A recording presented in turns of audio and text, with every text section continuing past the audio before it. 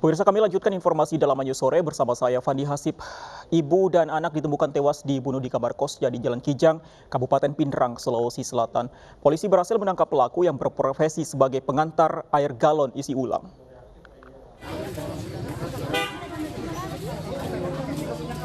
Seorang ibu rumah tangga dan anak lelakinya yang masih berusia 10 tahun ditemukan tewas akibat luka tusukan. Jenazah keduanya ditemukan oleh suami yang baru pulang bekerja. Ibu dan anak itu diduga tewas dibunuh seorang pengantar air galon isi ulang. Pelaku diduga bermaksud memperkosa korban, namun karena korban melawan, pelaku menusuk korban menggunakan pisau. Dalam olah TKP, polisi menemukan senjata tajam 3 pisau dapur dan 1 gunting. Kini jenazah ibu dan anak tersebut telah dievakuasi ke Rumah Sakit Umum Lasinrang guna persiapan pemakaman. Dari Pindrang, Sulawesi Selatan, Ihsan Ansari iNews melaporkan. Dan pemirsa, terkait dengan pembunuhan ibu dan anak di Pindrang tersebut bergabung bersama kami Kasat Reskrim Polres Pindrang Ibtu Deki Marizaldi. Selamat sore Pak Deki. Selamat sore Mas Fandi. Pak Deki, mengantar air galon ini hanya modus semata dari pelaku atau bagaimana Pak? Karena ini pelaku ditemukan juga membawa senjata tajam. Memang pekerjaan sehari-harinya adalah mengantarkan air galon. Iya, jadi pemerkosaan ini sudah direncanakan sebelumnya atau baru direncanakan ketika bertemu dengan korban, Pak Deki? Kalau untuk direncanakannya tidak ada, karena memang spontanitas, hasrat, dan nafsu dari pelaku lelaki AS untuk ingin memperkosa perempuan Sri. Kronologis selengkapnya Pak, apakah pada saat peristiwa tersebut terjadi tidak ada keluarga yang lain di dalam rumah? Pada saat kejadian, kronologis awalnya didapatkan pintu kosnya terkunci oleh suaminya yang pulang kerja pada jam sekitar pukul 11.00 WITA. Nah, kemudian kunci kosnya diminta sama ibu kosnya, kunci serep, kemudian dia lihat istrinya dengan anaknya sudah terlentang dalam kondisi terbunuh. Penghuni kos yang lain? Pada saat itu penghuni kos yang lain cuma mendengar suara ribut-ribut, namun tidak berani untuk membuka atau menegur ataupun mendatangi TKP. Ribut-ribut ini maksudnya korban meminta tolong atau bagaimana Pak?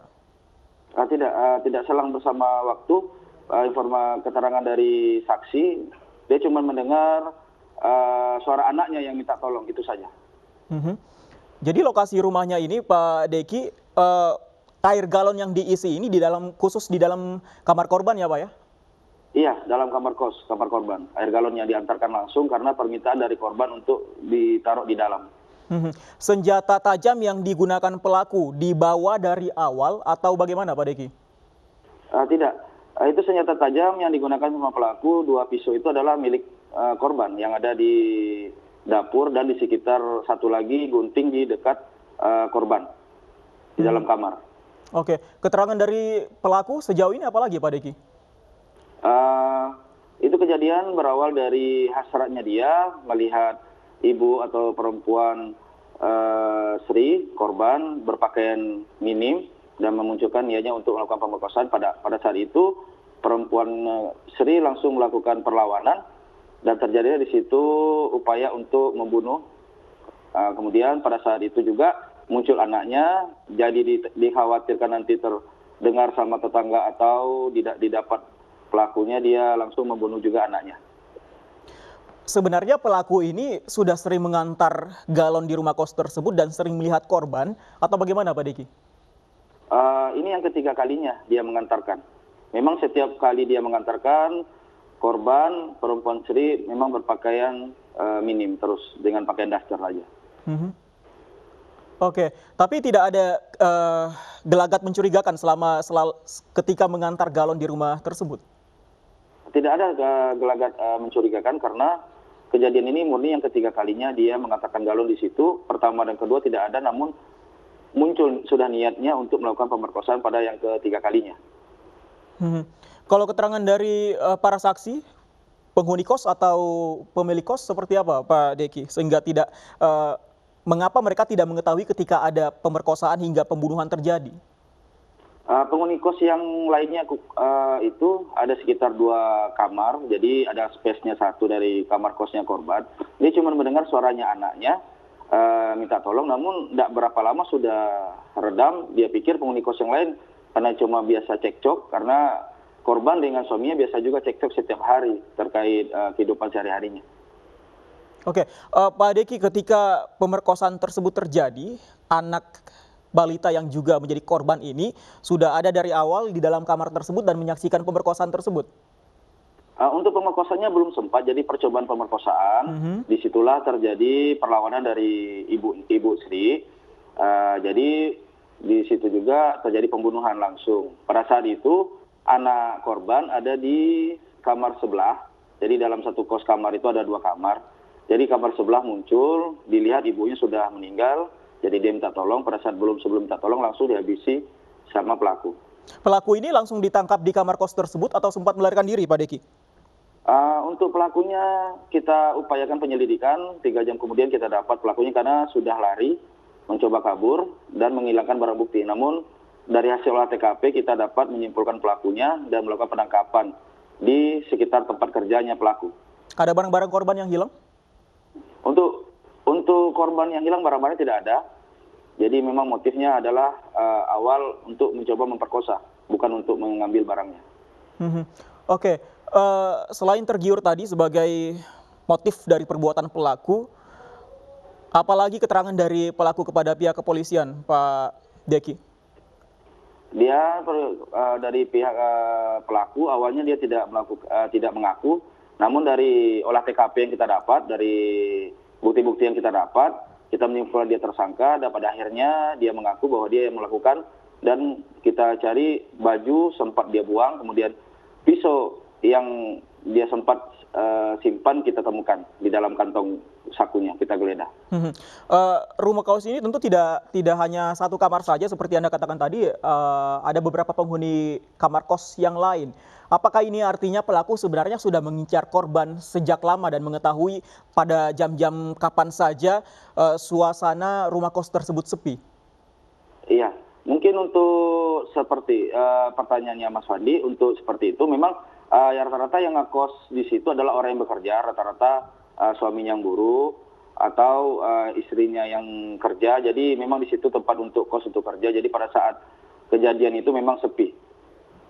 Baik, terima kasih informasi bersama kami Pak Deki. Selamat sore. Kita ke informasi lain, pemirsa. Seorang balita di Desa Binong, Kabupaten Lebak, Banten diduga dianiaya ibu tirinya. Korban mengalami luka lebam di sekujur tubuhnya, bahkan hingga di bagian kemaluan.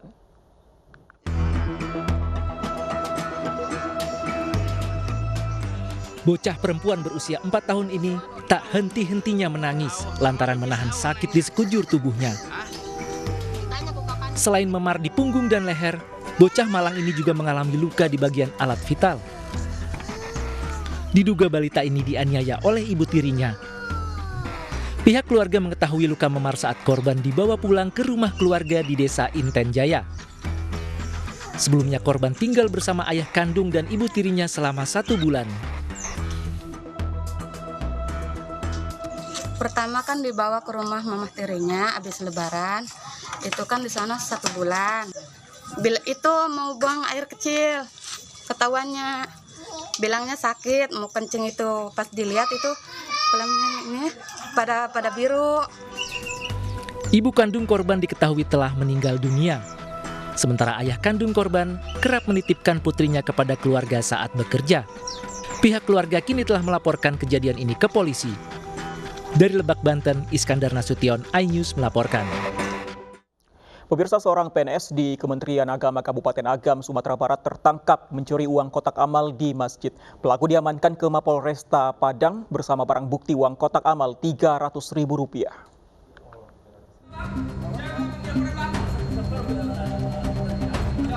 Oknum PNS di Kementerian Agama Kabupaten Agam, Sumatera Barat ini hanya bisa pasrah saat ditangkap ketika mencuri uang kotak amal Masjid Ar-Rahman, Kota Padang. Ironisnya tersangka yang bernama Al-Hamid berprofesi sebagai guru privat bahasa Arab dan penceramah. Diduga pelaku mencuri karena terlilit hutang.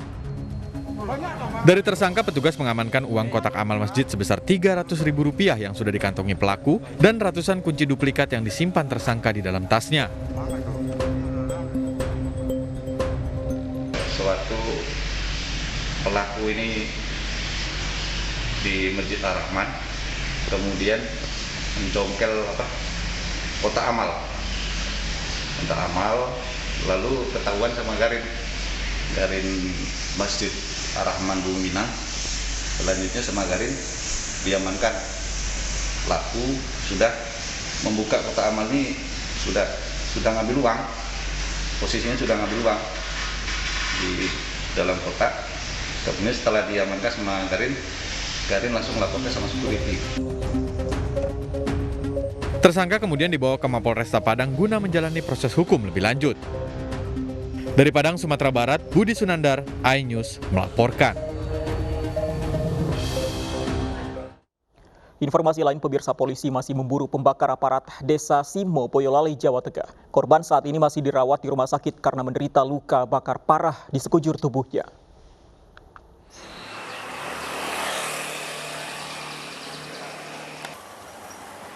Polisi telah melakukan olah TKP dan memeriksa sejumlah saksi kasus pembakar perangkat Desa Simo di Boyolali. Hingga kini polisi masih memburu pelaku yang melarikan diri.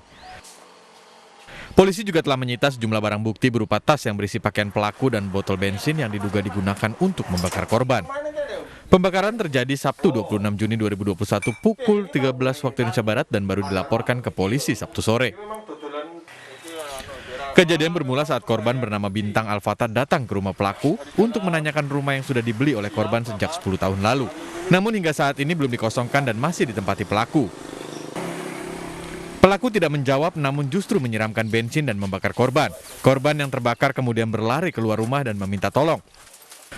Korban yang mengalami luka bakar langsung dibawa ke Rumah Sakit Umum Simo untuk mendapat perawatan. Kejadian hari Sabtu, korban datang ke rumah pelaku yang di TKP ini. Ternyata sudah dipersiapkan peralatan, bensin, dan korek api. Nah, tanpa banyak bicara, kemudian disiram. Saudara korban keluar, ya mungkin di sekitar sini, gulung-gulung, minta tolong. Setelah minta tolong oleh warga yang ada di jalan, kemudian dibawa ke rumah sakit Simo. Ya. Pelaku akan dijerat dengan pasal 187 KUHP, diancam dengan hukuman 12 hingga 15 tahun penjara. Dari Boyolali, Jawa Tengah, Tata Rahmanta, iNews melaporkan. Turap penahan bangunan gereja Santa Fidelis di Kabupaten Simalungun, Sumatera Utara roboh, 3 orang tewas. Informasi selengkapnya usai jeda berikut.